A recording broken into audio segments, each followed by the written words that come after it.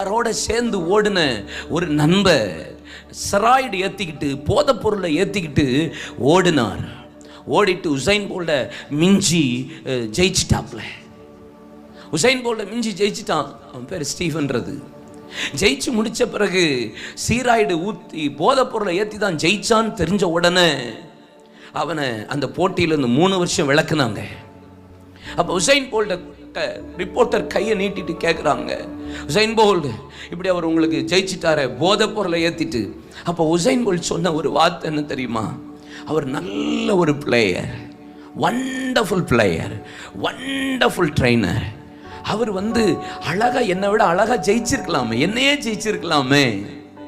அவர் போதைப் பொருளை ஏற்றி தான் ஜெயிக்கணும் இல்லை, ஈஸியாகவே அவர் என்னை ஜெயிக்க முடியும், அவ்வளோ டேலண்ட் இருக்குது, அவ்வளோ பலன் இருக்குன்னு உசைன் போல்ட் பேட்டி கொடுத்தார்.